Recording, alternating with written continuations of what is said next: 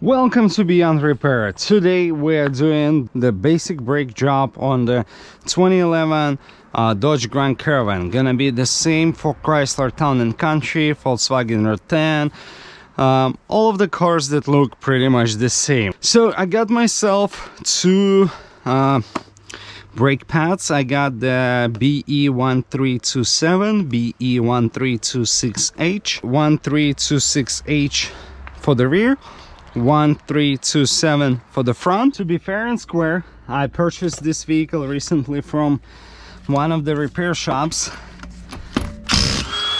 and they said the customer did a lot of work to it. It's a solid man. You're gonna like it.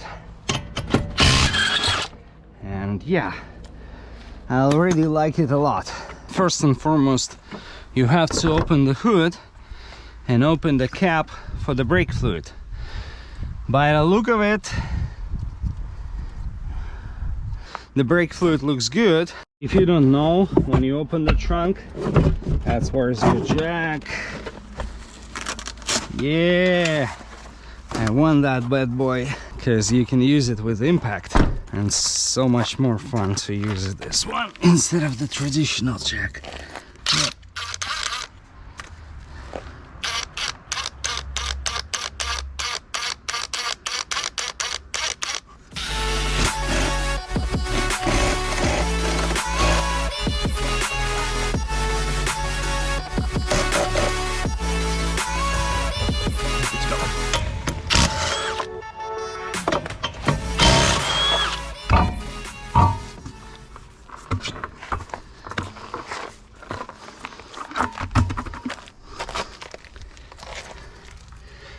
Look what I found.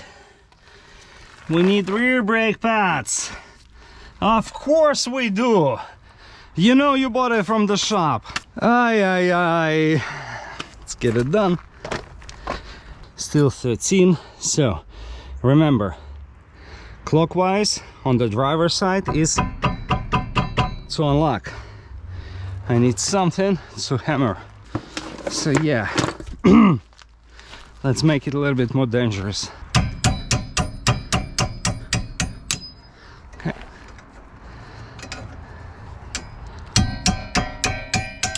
I can hear your comments already.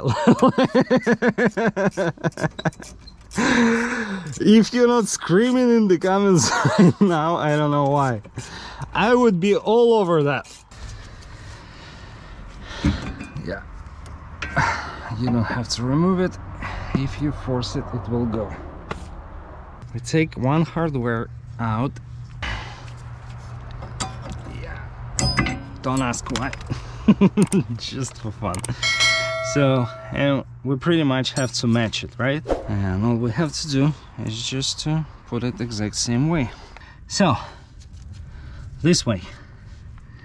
And you come in. You bring it over. Okay, now it's in. So if something doesn't go in, you're doing it wrong. You gotta know that.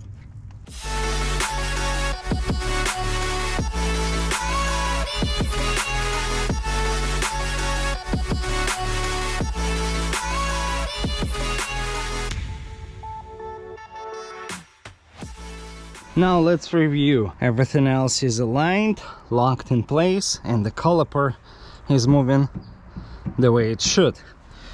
Let's rotate those tires. We take the front, and remember, when we looked at it, it was clearly worn out on the side, but the center portion was really nice. It still got some tread left, maybe like, I'd say 10,000 miles easy. But if you rotate them, they should survive even longer.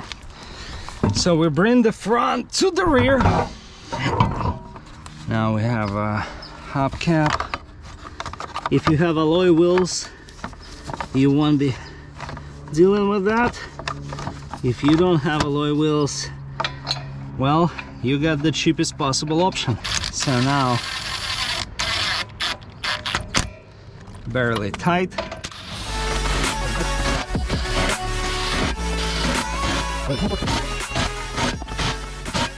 So they want it to be 110, which is right here. This is 110. I will not be able to do it unless I lower the car, but what I will do, I'll see if it's tight, just to double check before I get the car lowered. Yeah, that's tight. Okay, let's get the car on the ground, and it's coming down.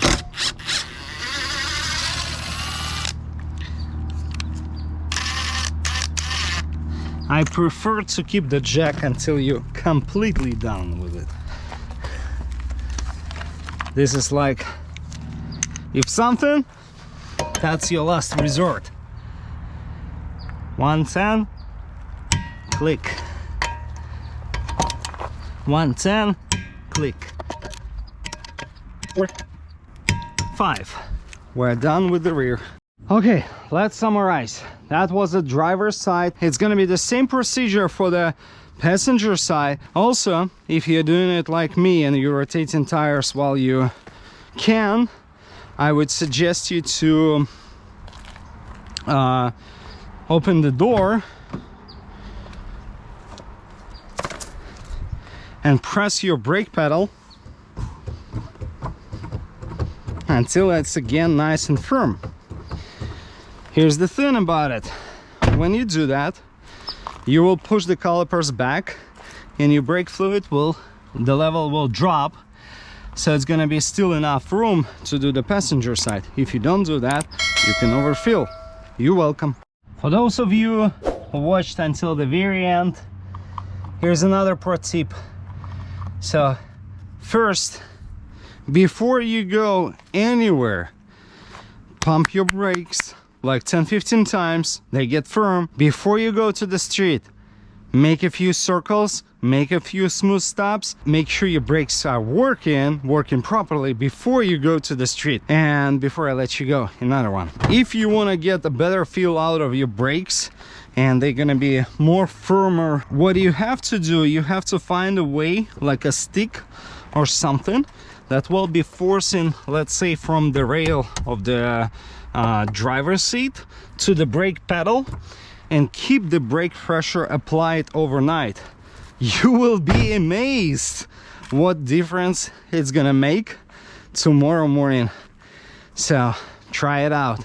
That's an old hack that lets the pressure to stay inside of the brake system, and it eventually overnight, when the pressure stays, the atmospheric pressure pushes all the air and everything into the reservoir instead of holding it in your ABS system, making your brakes softer.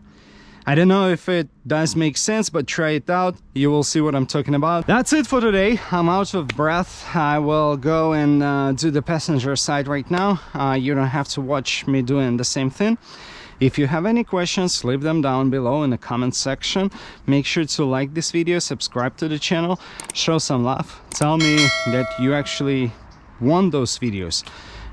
Because editing is gonna take way more than actually doing the work on a van. I'll see you on the next one.